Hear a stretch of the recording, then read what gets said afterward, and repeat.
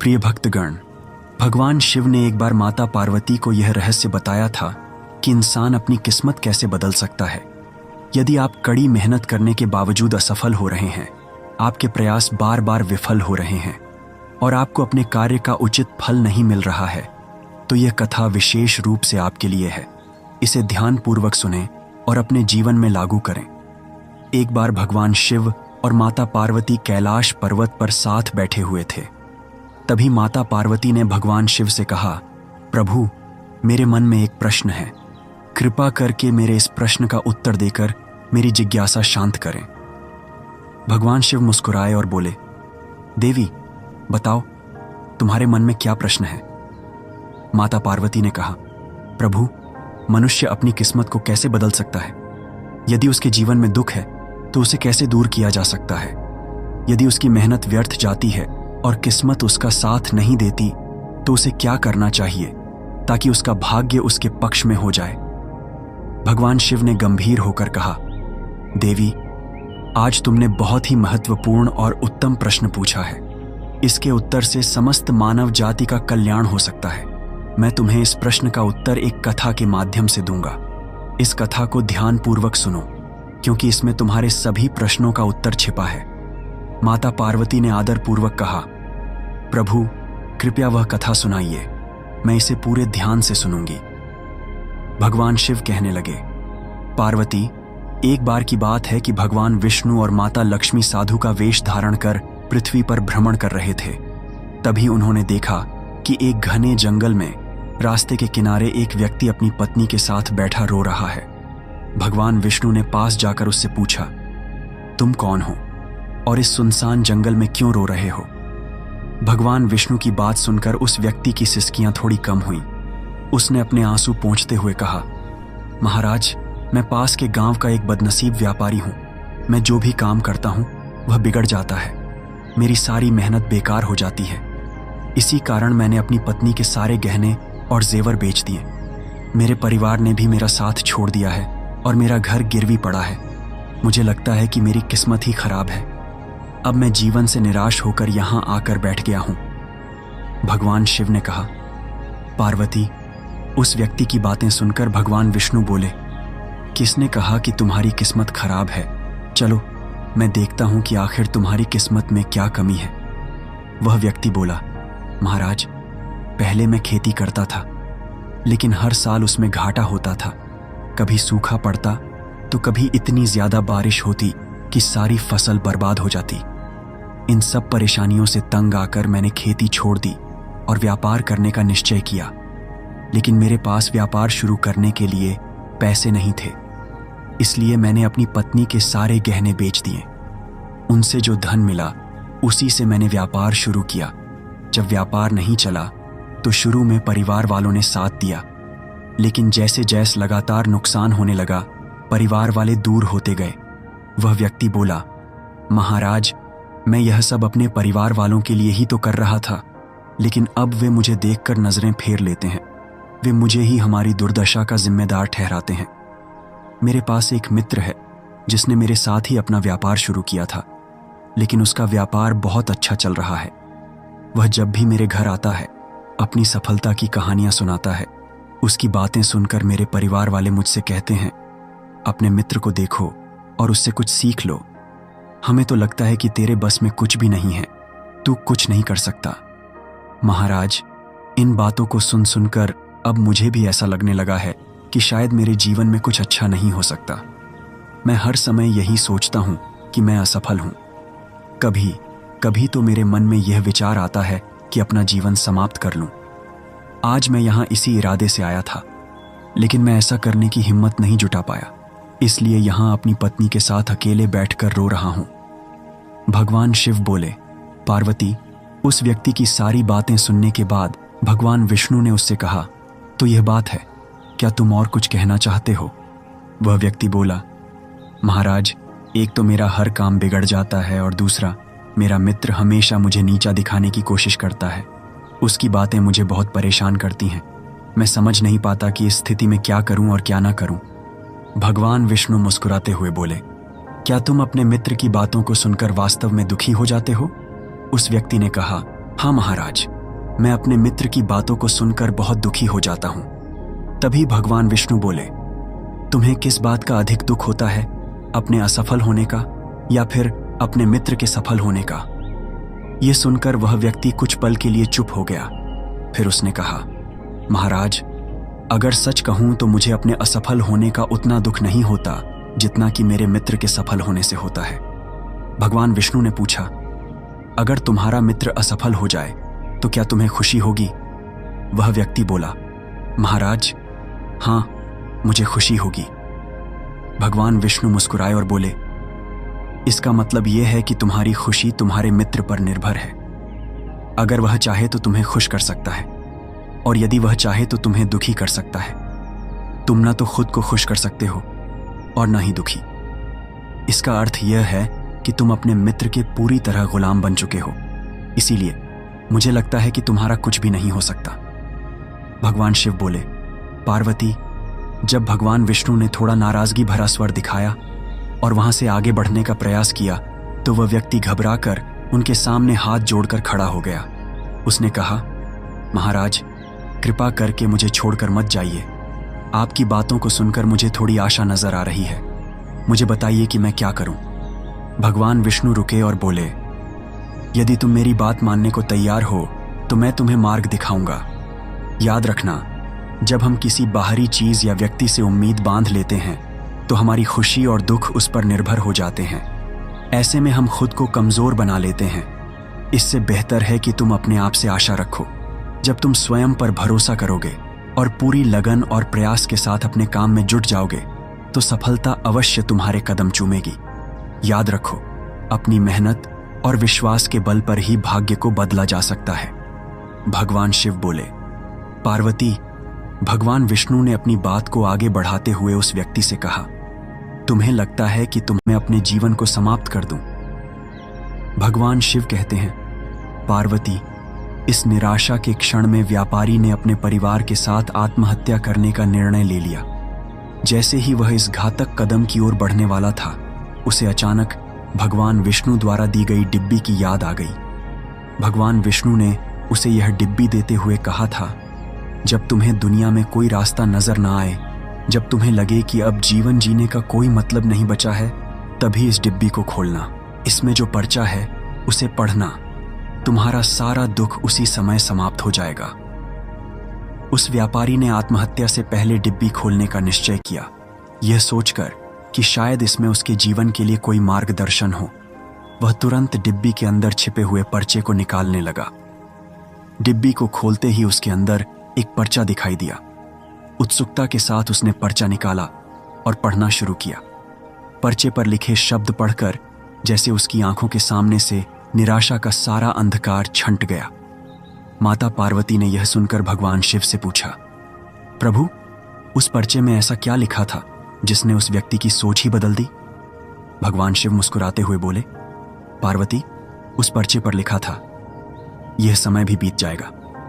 माता पार्वती ने विस्मय से कहा, प्रभु, मैं समझी नहीं, इसका क्या अर्थ है? तब भगवान शिव ने समझाया, पार्वती, जीवन में कभी भी समय एक जैसा नहीं रहता। जब अच्छे दिन आते हैं तो वे भी बीत जाते हैं, और जब बुरे दिन आते हैं तो वे भी स्थायी नहीं रहते। समय हमेशा परिवर्तनशील है, इसलिए इंसान को कभी निराश नहीं होना चाहिए। उसे हिम्मत और धैर्य से काम लेना चाहिए और अपनी मेहनत जारी रखनी चाहिए।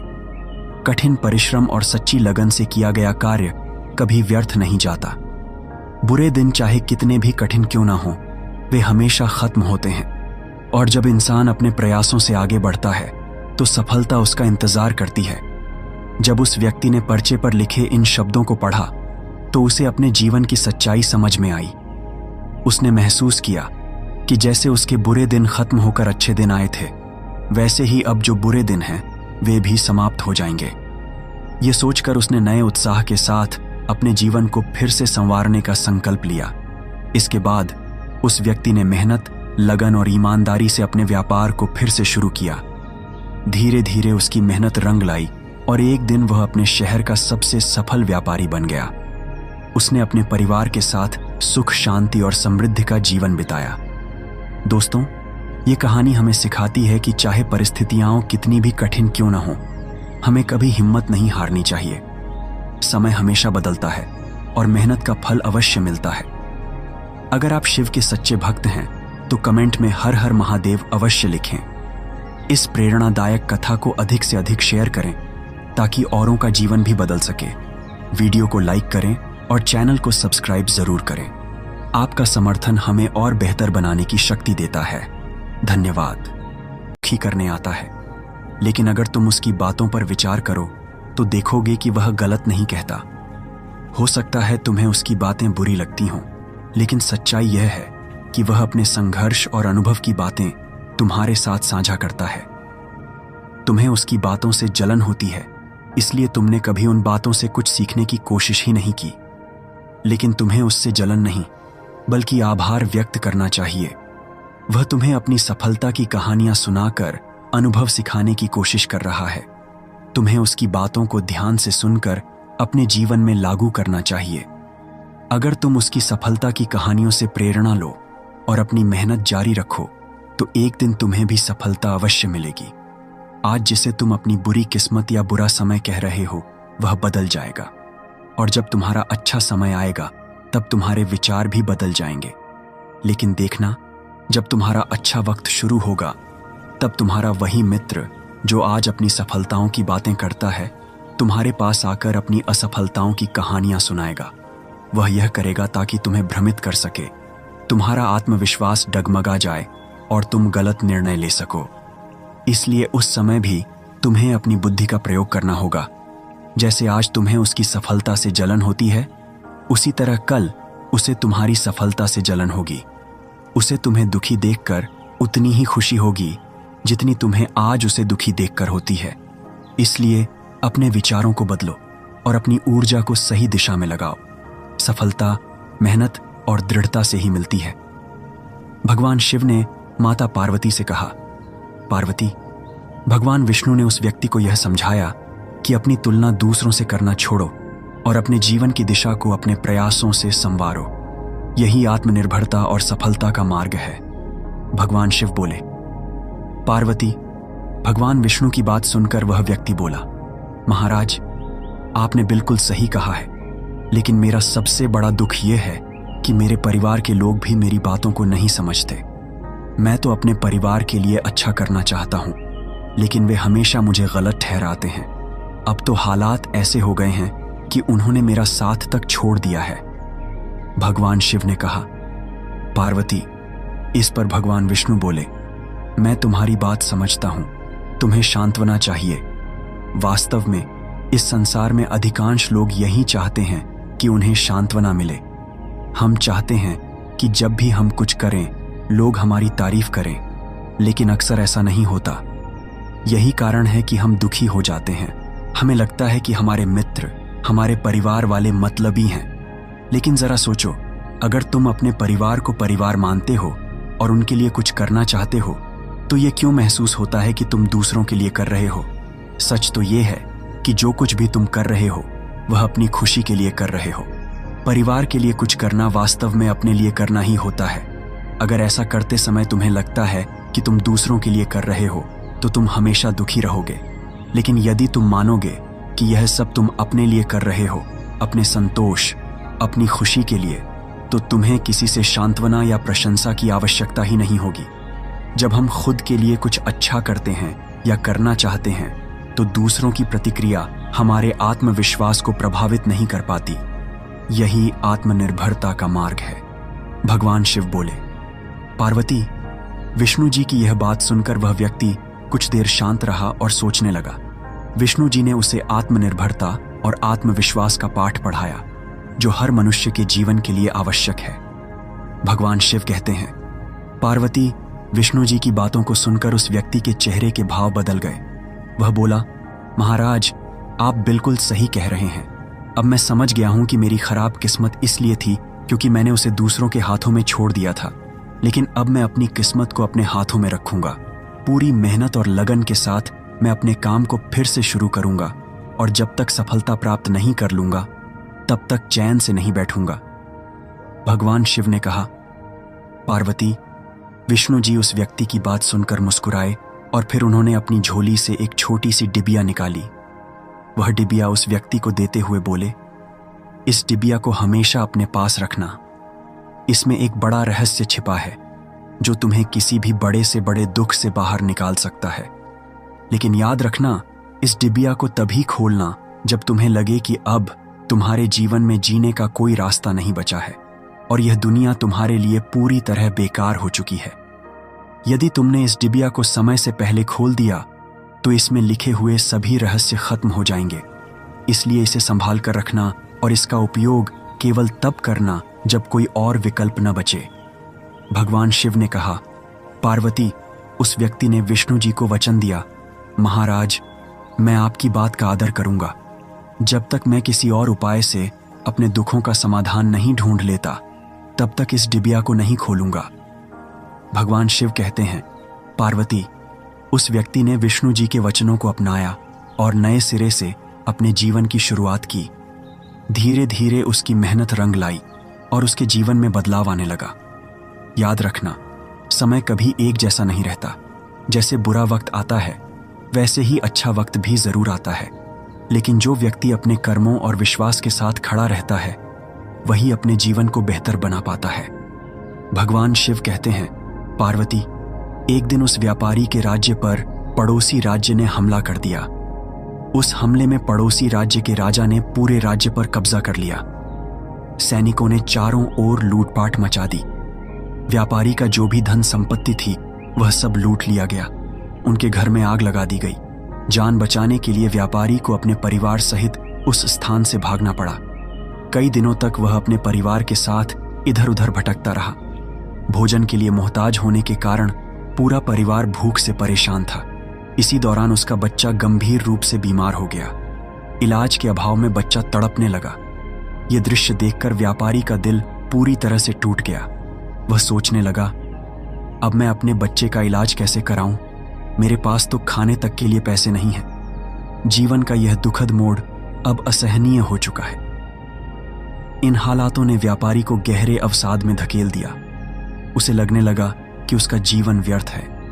वह सोचने लगा कि इस दुनिया में कुछ भी स्थायी नहीं है। चाहे आप जीवन में कितना भी कुछ हासिल कर लें, अंत में सब कुछ खत्म हो जाता है। जीवन जीने का क्या फायदा? इससे तो अच्छा